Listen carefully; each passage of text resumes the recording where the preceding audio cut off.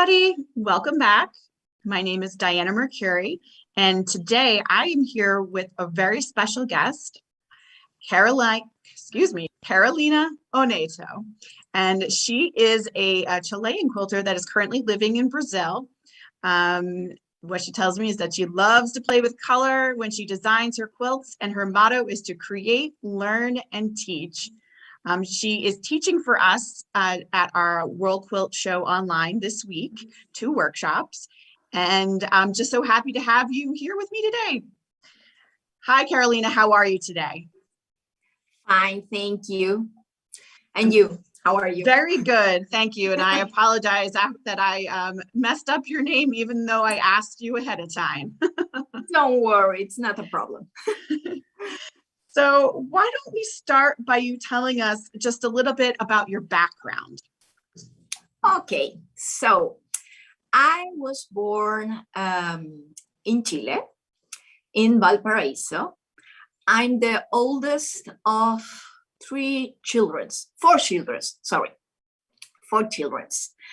And I grew up in Valparaiso. It's a very I don't know how to explain, picturesque city in Chile that is near to the sea, and I had a beautiful childhood, right?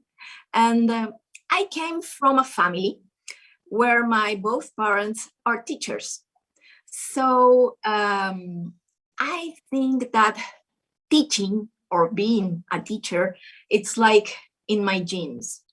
So I studied in an Italian school in Chile because my grandfather was Italian.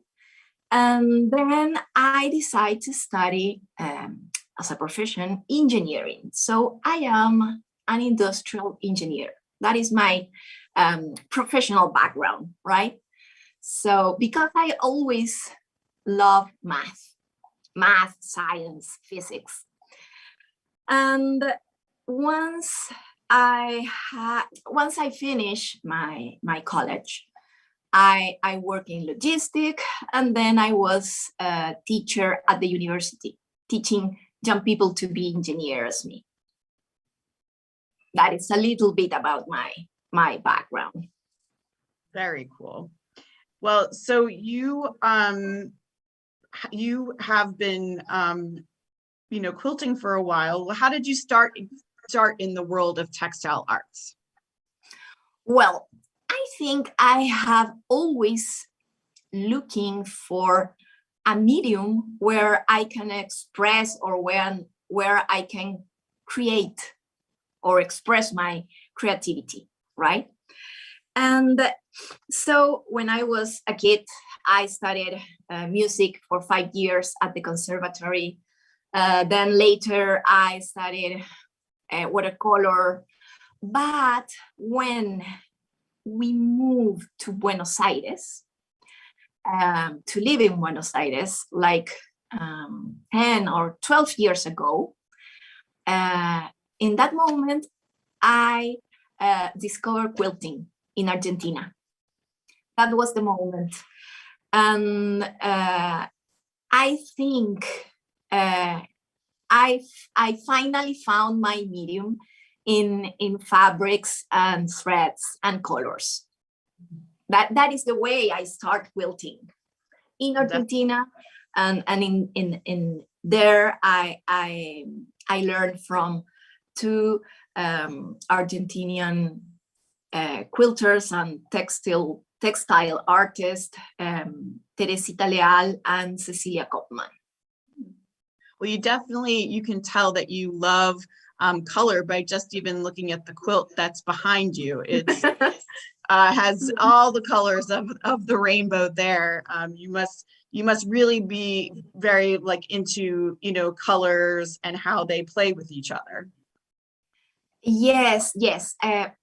Once we lived in Buenos Aires like 4 years, and then when I returned to Chile, I realized that I wanted to learn more about color. And for that, I studied color interaction at the School of Art in the Universidad Católica. And I think that was like a game changer for me, because it's like you start seeing and understanding color in a new and different way. And from that moment, I think colors are like one of the key elements in my quilts and in my design. Is that something that you are currently teaching about? Yes, I always teach about color in my workshops. For example, now in one of the workshops that I'm going to teach now at the World Quilt Show, I will teach about all the color theory that is behind a transparency effect. But I always do different workshops where I try to start always talking and explaining the interesting things that we can do with color. That's really, very interesting. And I think a lot of quilters are very interested in about how they can put, certain colors together. Well, speaking about your workshops that you are teaching for us currently this week, you have 2 workshops, and the first is organic shapes. Tell me a little bit about that workshop. What will the students be learning in this workshop? Well, that is the first workshops tomorrow. And in that workshop, I teach a technique that will allows you to sew with your sewing machine round shapes like this, right? And I will teach like 3 different variants. That is one shape next to another, one shape in front to another, and one shape inside to another. So the good thing about this technique is that you can create any round shape that you want, a perfect circle or these organic stone shapes that I love to make in my quilts. It does look very natural, like stones, placed up on top of each other. Do you draw a lot of inspiration from nature? Yes, this quilt, especially, it's called a pacheta. And an apacheta, it's a mound of stones, but that word, it's a word that came from Aymara or Quechua. And I saw many apachetas in Cusco in my way to Machu Picchu. So that was one of the inspiration for these organic shapes. And the other one is that as I lived near to the ocean all my childhood, with my parents, we went for vacation always to the beach. Mm-hmm. And one of our favorite activities was to collect stones and rocks. So all those different shapes are those shapes that inspired many of my quilts where I create these organic shapes. That's definitely one of my kids' favorite games as well when they go around, is collecting the rocks and shells and different shapes and colors. Oh yes, colors with streaks running through and very texture, which is very cool. So not so cool when it goes through the washing machine, but Yeah, that's true. So the second class that you're teaching this week is the English paper piecing curves and transparency effect, which you were talking a little bit about earlier. Can you tell us a little bit more about that workshop and what students are learning? Yes. Well, we start the class first with like a lecture where I explain the color theory that we can use to create this transparency effect using color, because it's an effect. It's not a truly transparency, right? Just picking the correct colors and understanding how they play and how they interact, you can create a transparency effect. So, and having this effect in mind, we are going to design a small block with a round shape that intersect. And in that way, we are going to create this transparency. And we are going to use the English paper piecing technique, this traditional technique, but for sewing curves and for sewing these curve shapes and to create a beautiful block with curves and transparencies. That sounds very cool. I know the students are going to enjoy that for sure. Yes, I'm sure they will. Just talking a little bit about, culture in Brazil and in Argentina and Chile. You currently live in Brazil, but you were born in Chile and have lived in Argentina. Are there differences in the quilting between those nations in South America? I think the first thing that it's very interesting to know is that South America brought the ideas of quilting from the United States to Chile or Argentina or Brazil, right? The most of the quilters that start quilting, I don't know, in Chile 20, 30 years ago, were people that maybe they lived in the United States or they were from the United States and they came to live to Argentina or Chile or many other countries in South America. So it's not like an original activity in South America. It's like we borrow all the ideas from you, right? And if we want to compare them, well, it's not a common craft. Mm-hmm. It's an expensive craft because for us, you can find more a big production of fibers like wool. In South America, you see a lot of weaver, but we don't have a strong fabric industry, right? So having fabrics for quilting and here in South America, it's a little bit expensive. But there are quilters in many countries here. And now that last year that as I start teaching online, I realized that you can find quilters in Costa Rica, in Nicaragua, Colombia, of course, Argentina, Chile. So you find it's more common to find little quilt shop and more quilters here in South America. But it's more traditional. It's a traditional quilting style in terms of design and the use of colors and fabrics. Well, so what made you kind of draw, and go more towards the modern? Sorry, I didn't understand you. Oh, I said, what made you kind of, your quilts are not traditional. They're more, modern. Okay, now I understand. Don't worry. Yes, I think because I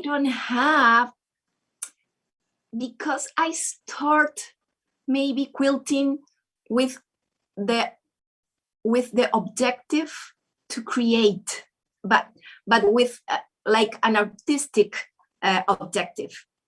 So from the beginning, I love to use, for example, solids because I think in fabrics as paintings. as my paints, right? So I think that, and don't have it a tradition in my family about quilting. I start from zero in a way without any established ideas, right? Maybe that was, I don't know. Well, I mean, it's still they're beautiful pieces. And, you know, so what new projects have you been working on lately? Well, now I need to square it up and bind my two quilts. One is square with concentric circles. That it's a quilt that I made with this technique, the organic shapes, but it is inspired in a painting from Kandinsky. So now I need to bind it. And I'm also finishing my watercolor number 3, that it's another quilt that I finished lately, but I need to bind it too. And I need to start quilting one quilt that it's called Eclipse, right? Now, do you have your studio in your home, or is it outside of your home? No, at my home. I have 3 kids, so it's not easy not being at home, right? That's correct. Yes, and here I have my studio. And are any of your children interested in sewing or quilting like you? Not so much. I tried to teach them all, but no one was very interested in my my activities. Well, that's okay. They can still admire the beauty of it. So what do you do when you're not quilting? Do you have any other hobbies that you and your family like to do? Well, since we are here in Brazil, we love to go to the beach. Yeah. And we also love to ski. When we live in Chile, we have the mountain, the Cordillera de los Andes, very close to our house. So you can go to skiing in winter for the day. It's in that way, it's very close. So we loved, and I love to cook. And of course, I think one of the biggest activities is being a mom, right? Yes. Yeah. That is, it doesn't seem like a hobby sometimes. I know. No. Sometimes it's a little difficult. Yes. Especially with this pandemic situation. Right. Yes. Right? Everyone in this at home at the same time. But you love them more than when they leave. That, you know, that's what happens. Yes, that's true. Yes. Well, Carolina, I want to thank you so much for coming on today. It was such a pleasure to talk to you and learn a little bit about yourself and your quilts. And we look forward to having you teach for us again. Yes, I will be happy to do that. And I can wait for tomorrow to start teaching these organic shapes. So thank you for this opportunity and for the interview. It was so nice to talk to you. Yeah. Absolutely. Everybody, if you are interested in checking out Carolina's workshops, their descriptions, although they are closed, are still online if you want to check those out. And I guarantee we will be having her teach for us again at some point in the future. Coming up next, we have nothing, I don't think. I think that this is the end of our day. So I just want to say, I hope you have a great day, and we'll see you soon.